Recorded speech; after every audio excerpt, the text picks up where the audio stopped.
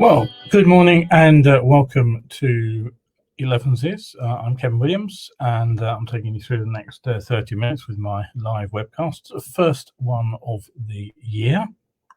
What have we got for you today? Well, not a lot really. It's the season of no news at this time of the year. We've got some Triumph downs on sales, down 17%. I'll show you two very different electric motorcycles. And there's a tiger has attacked a pair of riders in Nepal with some tragic results. So grab yourself your brewing biscuit and stick with me for the next 25-30 minutes or so. Well, I can honestly say that 2020 is a year I'll never forget. And I dare say that the same applies to just about anybody else on the planet. So all we can really hope for 2021 is a bit of an improvement. How long it'll take before we're out of lockdown is impossible to say right now, but quite frankly, many places, hospitals are in crisis mode. They certainly are here in London. And they're cancelling moderately urgent operations because they're extending their COVID wards. So having got so far out of control, it's hard to see how the numbers will come down to kind of what we saw in July anytime soon. The vaccines will be delivered and will start to take an effect, but I think it's going to be months rather than weeks. So I can't see myself offering on-road bike training anytime soon. But just to remind you that I do deliver online training, and I just wanted to share this picture with you if I can find it again. There we go. There we go. So I may be locked down, but I'm not shut down. So you can come along and find out all about my online coaching. Just to remind you, the website has actually been updated. It's survivalskills.co.uk, in case you didn't know that. And basically, the idea of these online sessions is that they offer the same kind of client-based training that I've delivered for decades, but they're set up for distance learning. I just happen to be a qualified e-tutor. That was a bit of foresight. I never expected to have to use it like this, though. So basically, I have some courses, some sessions which are based on my existing courses. But if you want to do something different, drop me a line and we'll have a chat about it, and I'll see what I can set up for you. The key point that I want to make, though, is that these are not just theory sessions. Although I will say that my take on biking often surprises riders who've got a sort of background in advanced riding from somewhere else. The really important bit of these sessions is that I give you some highly practical exercises to use out on the road. And what that basically means is you can take the theory that you've learned online and you can actually put it into practice out on the road yourself. Obviously, these sessions can be run pretty much any time you like, weekdays, weekends, daytime, evening, to suit you. They're educational, they're convenient, and at this time of the year, they're warm, which is a bit of a bonus. All right, so, okay.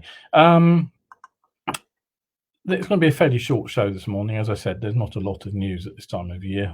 For example, top story on my news feed came from Motorcycle News this morning, and it was entitled, "Get Your Stoppers Gleaming, How to Clean Your Motorbike's Brakes." And it went on to explain that if you're riding your bike through the winter, it's always going to be a battle keeping it clean. Well, who would have thought? There are two solutions, of course, to this. The first one is to treat the bike and not bother to clean it once you've prepared it. That's what I do. Clean the bike in autumn, cover it with a wax polish. I use Mr. Sheen because it's cheaper than the rather expensive proprietary brands that a lot of people use, and seems to me to be just as effective. It gets into all the hard to reach bits, and it also protects the chrome, which is liable to be attacked by salt. So I've done that for decades, frankly, and the bikes still come up looking pretty good when I clean them up in the spring. Trying to keep a bike gleaming through the winter, in my opinion, is a bit of a waste of effort. I mean, you not only get cold and wet doing it, but it doesn't actually do the paintwork any good if you're constantly cleaning grot and grit off of the bike. Second alternative, buy a rat bike, and you're not bothered about, use that instead, and then you don't care if it gets dirty. Anyway, What else is in the news? Well, Saudi Arabia, the 43rd edition of the Dakar Rally got underway. I was a little bit surprised to see that, but it's the first major motorsports event of 2021. And I suppose it's happening in the middle of nowhere. That's what the Dakar normally does, of course. And it is taking place with strict health measures in place. The competitors arrived on approved charter flights because Saudi Arabia had actually closed the borders to incoming flights. And everybody who flew in to compete had to quarantine and test negative as well. And then they joined a bubble, and that's where they'll spend the next 2 weeks of the rally. So at least there's something there that you can keep an eye on. Don't forget, you're watching me, Kevin Williams, of Survival Skills and my Elevenses show. If you've got a question, a comment, feedback of any sort, anything you want to ask, add, or talk about generally, do feel free to drop me a line, and I will answer you at the end of the show. We have Nigel and Paul both online, both wishing us everybody a happy new year. So yes, same to you guys. Right, okay, so what else then? Well, thanks to a 17% drop in bike sales for the year, from just over 61,000 in 2019 to 2020 to less than 51,000 last year, Triumph Motorcycles made a loss of £40 million in the year to June. To put that into perspective, for the previous year, they made a small but tidy profit of 9.5 million. So that's a pretty big loss. Now, the company promptly blamed the losses on the global pandemic. And you may remember, I covered it at the time, they took the difficult decision, they said, to restructure the company to, quote, create a leaner organization, better place to thrive in the future. Well, to put it another way, they cut 240 jobs here in the UK and globally laid off 400 of the 2,500 workforce. And they also shifted much of the company's production to Thailand. However, it's not all bad news. In a statement, Triumph said, and again, quote, encouragingly, the new financial year, 2020 to 2021, has already seen sales volumes return and indeed surpass pre-COVID levels to indicate a return to profitability. Interestingly, recently revealed new Trident 660 model will enable Triumph to compete in the middleweight segment of the global market, where the combination of triple engine performance along with dynamic handling and class-leading technology establishes a new benchmark within the segment. Triumph has performed strongly over the last few years against a backdrop of challenging economic, currency and motorcycle market conditions. And basically what they said is that the bike sales generally have never fully recovered from the credit crunch, which you probably remember from a decade ago. And people have not made what are sometimes called discretionary purchases. In other words, things that you don't really need, but you like. And motorcycles do tend to fall into that category, particularly the bigger, more expensive models that Triumph have traditionally targeted. Now, I've said this before, but if there's a problem with Triumph, I'd suggest it's the lack of low-cost entry models. Now, although the new Trident 660 is touted as such, if you take a look at what's been selling mostly this year, it's been small CC scooters and 125s here in the UK, whilst in India and in Asia generally, the bikes that are selling in huge numbers are sort of in the 250 to 400 bracket. So the Trident really is being positioned here in the UK for a qualified bike rider. And I suggest that that's going to be a really tough market to crack over the next few months because basically basic training is shut down. So we kind of have to ask who it is who's actually going to buy one of these new Triumphs. I dare say a few people will trade in older models of a similar CC, maybe something like an ER6 Kawasaki or a CB500 Honda, and go for the Triumph simply because it is reasonably affordable. But I suspect that they were hoping that they would sell this to newly qualified riders, and of course there is not going to be many riders coming out of training schools with a full license for some considerable time, I suspect. And in terms of the developing market, I do worry that it's just too expensive and too high tech. A Triumph are definitely a brand, I think, with all their eggs in one basket. So hopefully they'll make their profit and come back to recover from the sales problems of earlier in the year. But I do think that they do have a problem here. Right, okay, now I wanted to show you two pictures of some interesting motorcycles. They're electric, as you probably know. I do like electric motorcycles. Here's the first. Have a look at that. That is the Energycar Eva Rebel, a Street Fighter style motorcycle, it's described as.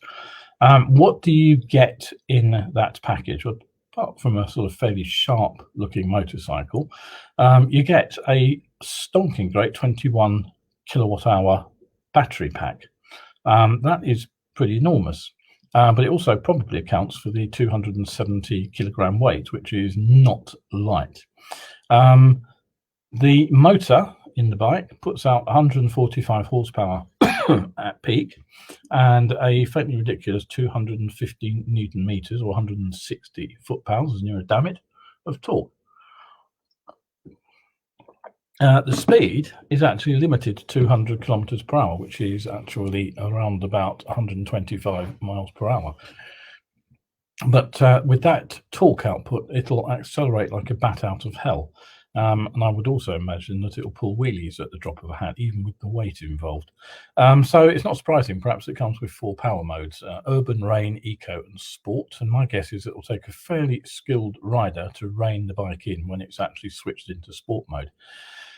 Range, thanks to that battery, is claimed as 400 kilometers in the city, 230 kilometers combined, and 180 kilometers extra urban, which is well over 100 miles. Here's the bad news, though. It'll set you back $23,400 US.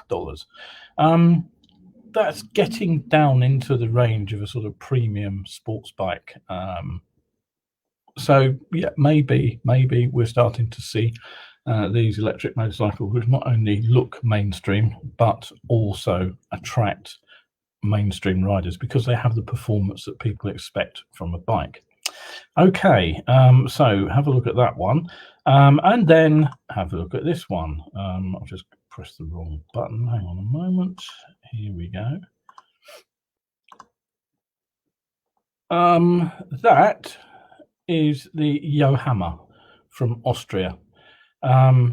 It's billed as full of design features, but it's so ghastly to look at. I really can't bring myself to say anything about it at all. So if you want to go and look that up, it's called the Yohammer, J-O Hammer. It's an Austrian bike, and I just think, you know, there are sometimes clean sheet design is all very well, but that just is absolutely horrible. So okay. Right, so anyway, however tough things are in here in the UK at the moment, one thing that we are very unlikely to have happen is to be attacked by a tiger as we're riding a bike. And very sadly, that's what happened to a man and his mother as they were riding through the Bardia National Park in Nepal. The woman, identified as Nandakala Thapa, 50 years old, is missing, and the man who was driving the motorcycle, who was her son, sustained serious injuries. It's not the first attack in the area. A man and a woman previously killed by a tiger in this area, and the park is actually trying to track down the rogue tiger to bring it under control, as they put it. But in an immediate action, people have been prohibited from traveling on motorcycles through the park. So okay, on that rather sad note, that's it for today. I'll just remind you that I put up all the Facebook content on my coffee page, which is I'll put the link up to that later, but basically I've just finished putting up 2016's content, 100 posts up. So there's now 300 better biking articles up there for you to read. So for the price of a coffee, you can access this huge resource, I say it myself, for 30 days. And it looks at all aspects of riding, from expert rider down to novice. So there's something there for everyone. And you'll also find there are some inexpensive downloadable mini ebooks as well, covering specific topics. So do look in. and have a look at my coffee page. That is it for today. I'll see you on Wednesday when we'll be taking a quick look at what is needed to travel on a motorcycle in post-Brexit Europe. And Tony Surridge has obviously just looked at the one of those bikes, and he has said, pass the sick bucket. So that will be the Yohammer, I suspect, Tony, and I have to agree with you there. It's horrid, isn't it? All right, okay, so apologies for the short one today, but as I said, there wasn't much in the way of news on this particular weekend. So see you back here on Wednesday, I hope, at 11. So that's it. Bye for now. Take care, everybody out there, and stay safe.